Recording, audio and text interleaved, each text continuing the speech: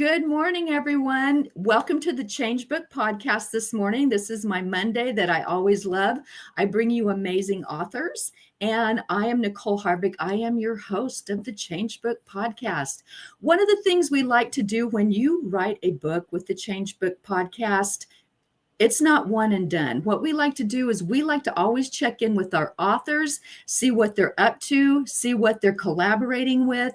And that's just part of what you get when you sign on as an author with the Change Book. So today we have an amazing guest that I absolutely adore, and her name is Dr. Karen Kramer. Thank you so much for being here today. How are you?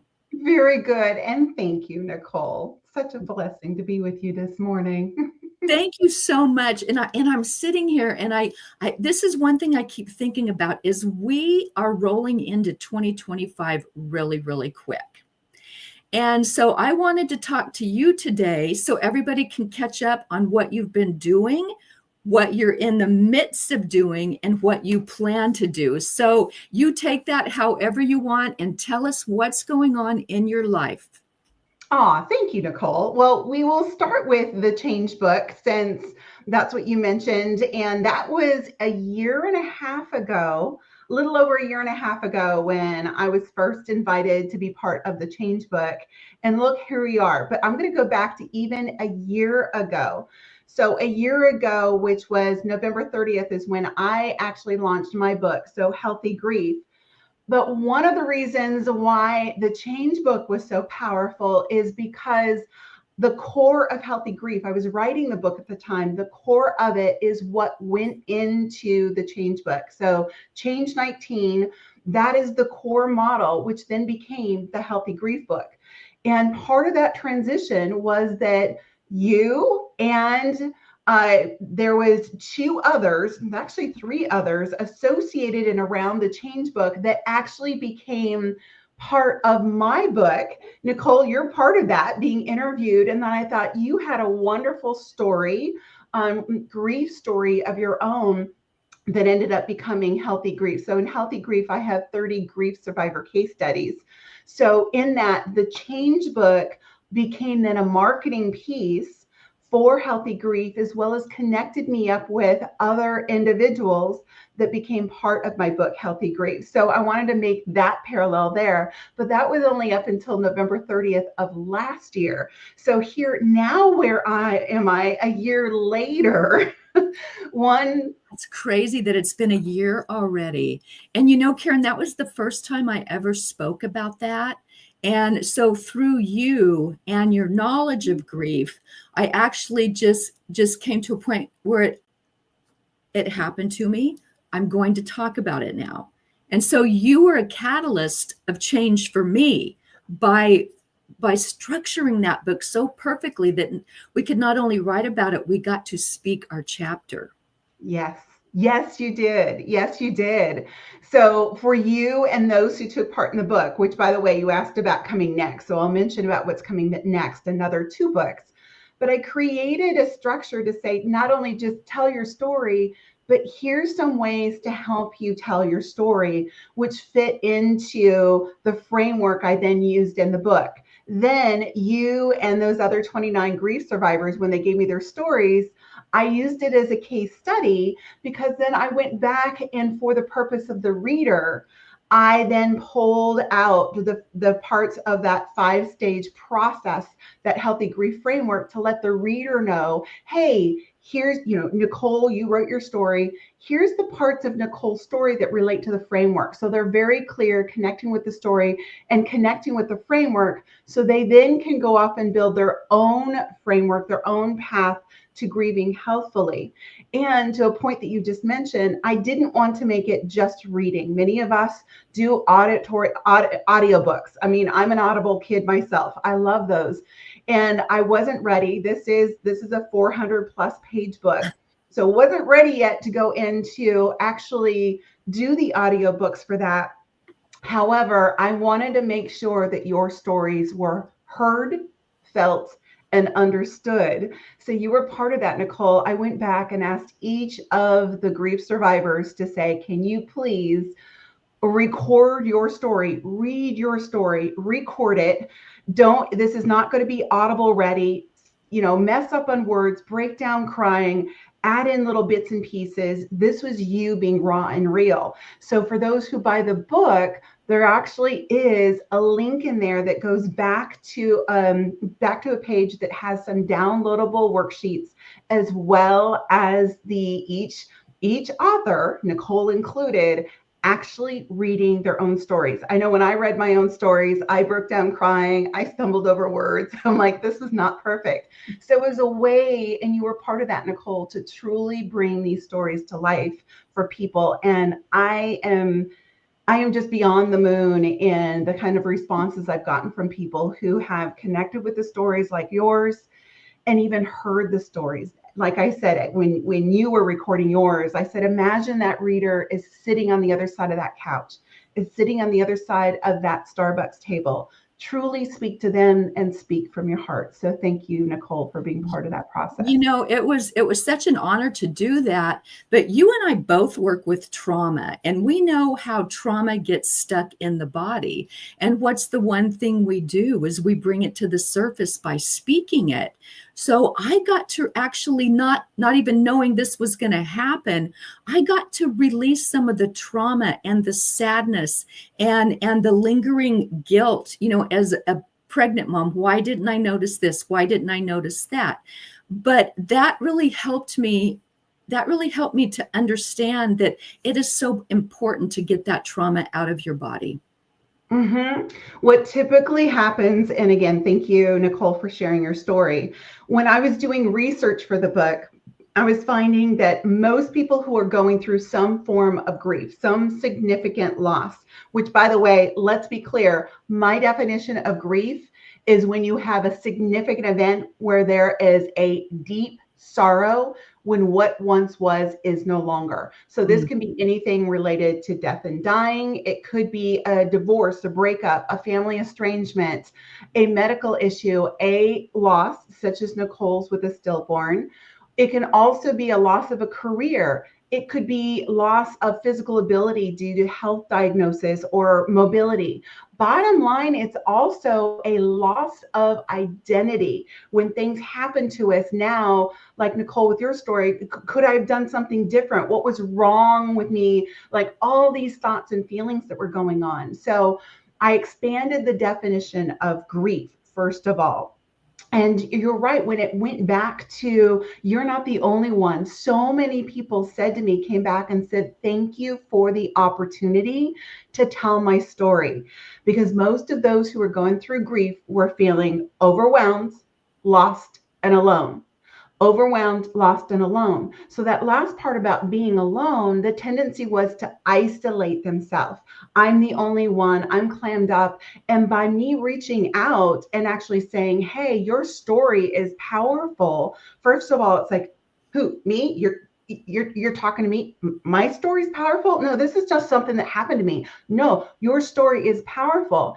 So then it's sharing the story, and just the process of writing was so powerful, because to a point you just mentioned, Nicole, is you get to be seen, heard, and understood for what you went through. It's a process of divulging that, not just isolating and thinking it's your own and stuffing those memories down. You had a process and a framework to share. And then when other people, because as the author, I'm the one who's getting those people who are writing in, who are calling me, who are texting me, who are sending messages, who are responding on Amazon, who are saying thank you, because it's this story that I needed to hear right now, because I thought I was the only one. I thought I was not going to be able to get through this grief. I'm the one who was contemplating suicide or wondering if this was my last life or whatever it was. And those stories like yours were the one that brought that beacon of hope and inspiration to them.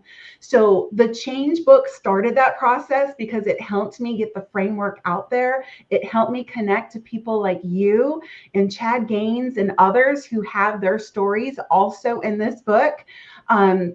As well as just reaching the heart, minds, and souls of those who are reading the book. and providing the hope. So thank you for being part of that process. It was my honor. And like I said, the healing process that I went through by just sharing it, by, something, and that happened in 2001. And that was really my first time sharing it. So that was, it's like a breath of fresh air, that it just is what it is. As sad as it is, I overcame it. I went on, and it's just amazing that we met. And, Karen, I know you're doing more amazing things, because I've actually been a little part of your life for a while. And that's the one thing I like about the Change Book too, is the camaraderie in the change. If you're part of this change, you are part of a collective. So let's talk about that. And I even got to meet Jim Lutz when I was at your house. And so they're available. They're there for us. They kind of, there are mentors, obviously, but they help us with so much. So let's talk about what you're doing next. Yes. So, and even what I'm doing now. So briefly talking about this. Well, I'll talk about next. There are 2 more books that are coming. So Healthy Grief, Healthy Resilience, Healthy Spirit, that are coming, as well as the work that I'm doing now. And I want to briefly talk too about the client that I worked with even just recently, because it does relate to healthy grief and where we're going. So I'll put that on the side. I do want to come back to that. But let's talk about Nicole, you and I. So again, Nicole and I have built a relationship. As she mentioned, this is a collaborative, this is a collective, this is a community. How many C words can I throw in there? I don't know, but you're doing really well. You get the stars. Yeah. It really is all of those. So change to all those C words that are there. So Nicole, you and I built a relationship over a year and a half. So here's what happened. Both of us being intuitive healers. She called me up here probably about 4 months ago and said, look, Karen, I actually see us doing a retreat together at your place. So here I opened up the Villa Vision Wellness and Retreat Center 2 years ago, which was a vision of mine 5 years ago. So a lot of the work that I've done leaning into my intuition has been vision driven along the way. So we connected here 4 or 5 months ago. She had this vision. And so she finally came out. We connected here probably about a month ago, I think it was, Nicole. Yes. I was there on my birthday, October 28th. So it was the week prior to that. And we'd never met. I stayed 6 days with you, and it went like that. It was so comfortable, so wonderful. And that speaks very highly for who is becoming part of the Change Book. Yes, that we could build those relationships. And really what Jim and Jim have done is really, what was the collective, I think you said, of a number of really powerful people. So even when we're connecting on those first Monday of the month, Zoom calls to really connect with and get to know who's on the call, really taking advantage of those. That's part of the change. So Nicole, when you and I were out, first time that we'd met face to face after a year and a half, but it was like immediately like longtime friends, and truly connecting with our own intuitive gifts and abilities that were there, and sharing those with each other, and just creating this powerful bond, getting ready for our retreat that is coming up next March to help other individuals truly awaken that intuition within them, which is a lot of the work that you and I are doing. So you want to say more about that before I talk about my client? Well, I absolutely love the fact that you and I both have the same mindset of digging in and helping women, men, whomever. This will be a women's retreat, but helping them to find out who they are at their core. What's your soul telling you? How to connect with your true and higher self.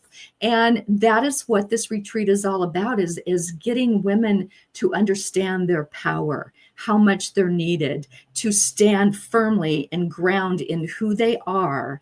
And if they aren't quite sure of who they are, we're there to help them find that, to lead them to that. And I think that is so important, not just to talk about, but to put into action. And that's what we're doing. And you and I both have that same mindset of serving. Yes. I think we'd like to serve. And that, as I look back on what I've done before, this is what is fitting for my soul. I've finally found out who I am. So I absolutely love that part. And then you start finding your soulmates. And what that means is that when two souls collide that really want to reach out and help other people, it's really powerful. And I found that within you, Karen. Oh, thank you. Thank you. And this is full to the heart of the work that we are doing, what you just talked about, Nicole, and actually gets into the client I'll be sharing here in just a bit, is really connecting up with, as you mentioned, that higher self. So I get the question is, what is the higher self? Because we're hearing more about that term.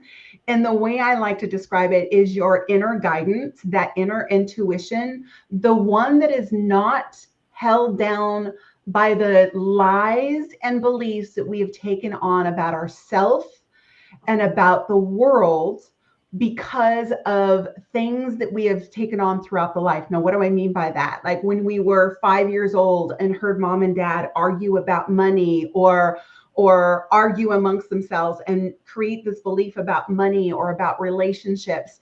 That's that lie that we've taken on about ourselves. So this is releasing ourselves from those lies we've taken on and truly connecting with our divine connection, whatever that is, God, universe, whatever source, whatever it is, that internal guidance that knows everything about who we are at the core, not only in this lifetime, but others. And that gets back to connecting into what is our soul's purpose? Why are we on this earth now? Are we living our soul purpose? Are we doing work that we were meant to do? Why do we have these type of relationships in our life? What karmic patterns are we playing out? Ultimately, what lessons do we have there?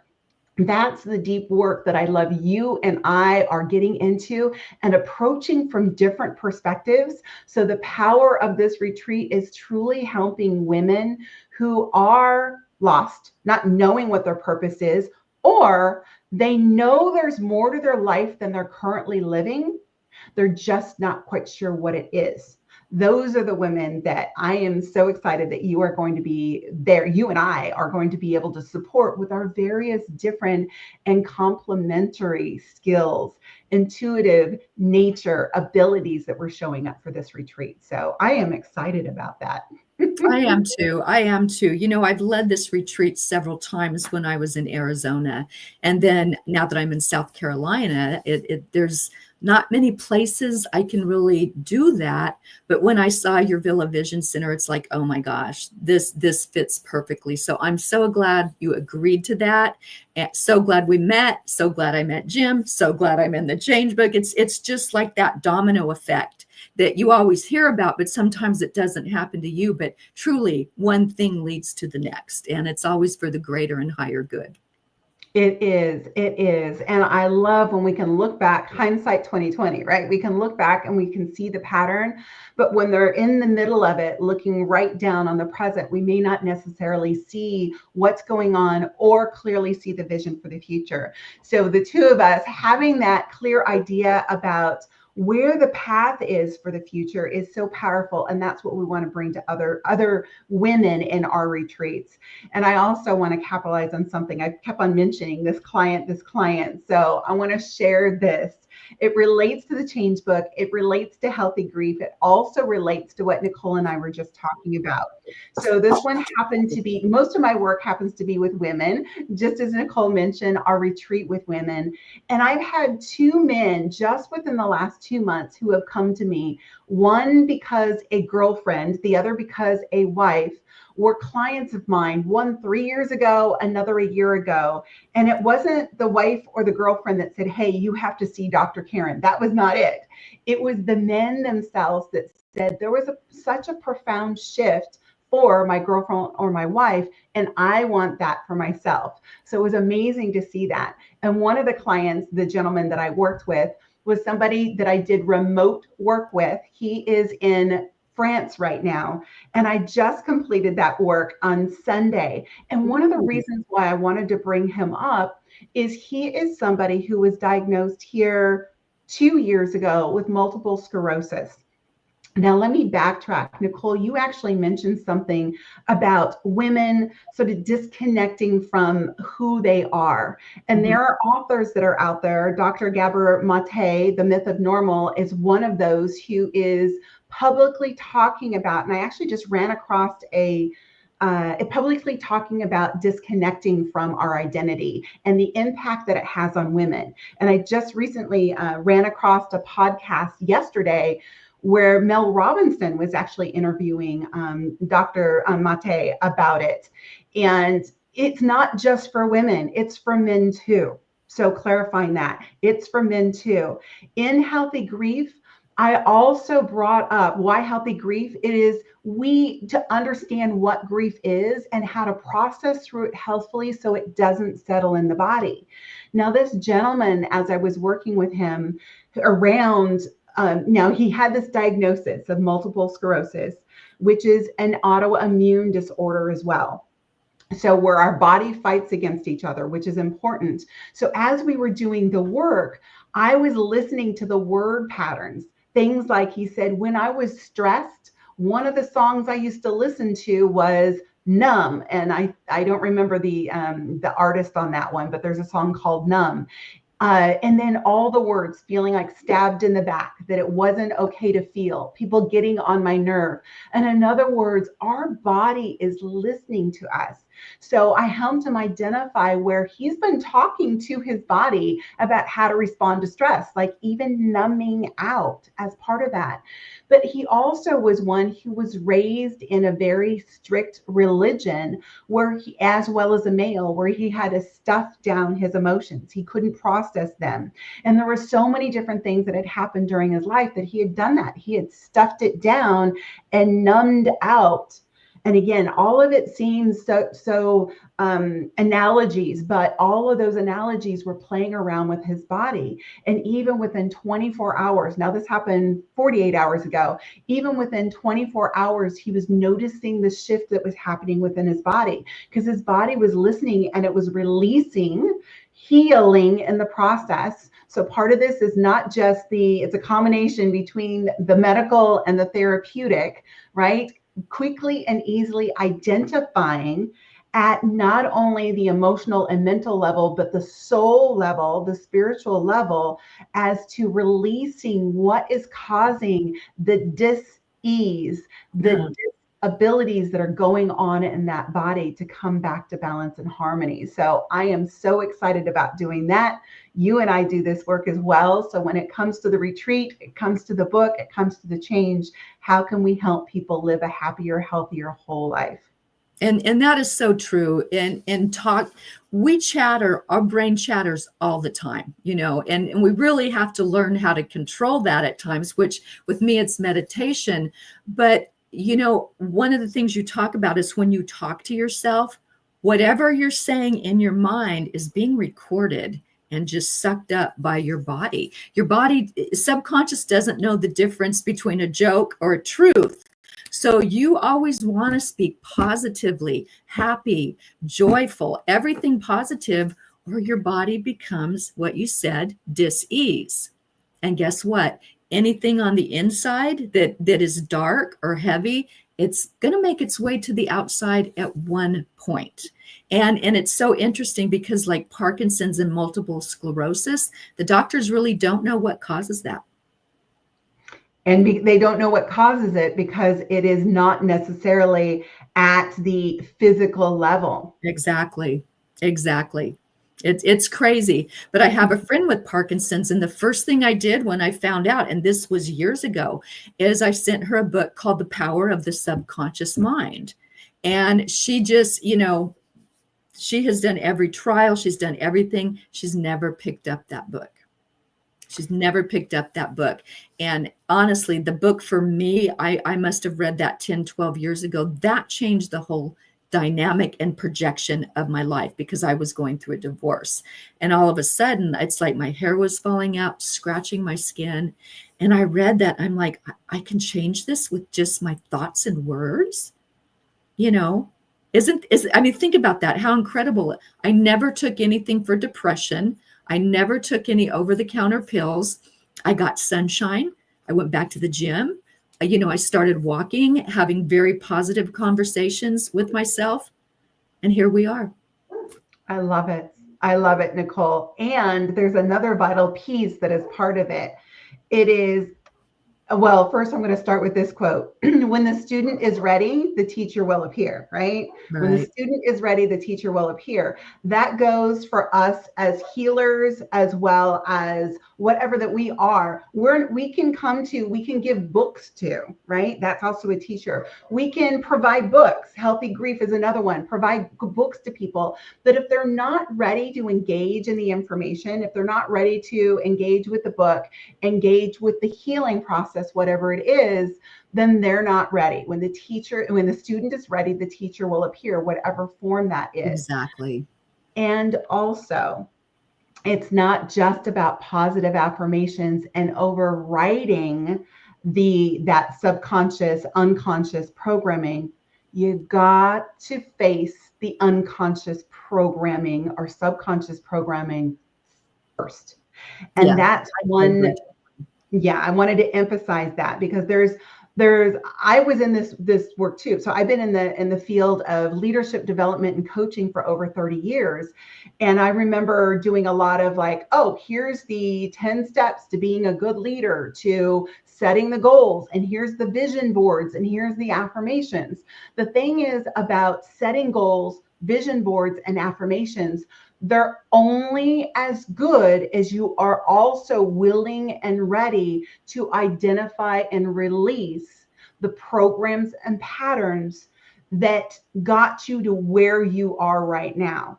Because your subconscious and unconscious mind is going to sabotage any well laid out plans if you don't deal with what's underneath.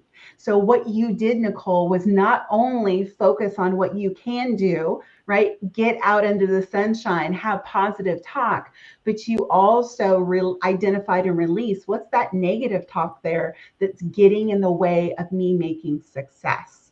So, I wanted to add that Absolutely. in. Absolutely. And it comes up at the strangest time because I've been on this healing journey for over 10 years, and there will still be something that pops into my mind, but I know how to get rid of it.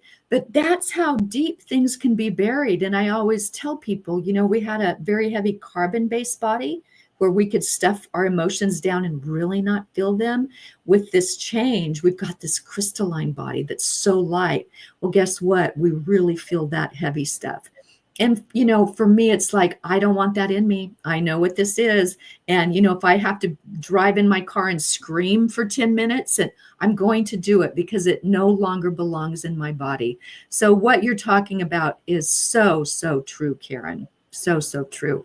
And, we are coming to the end of this.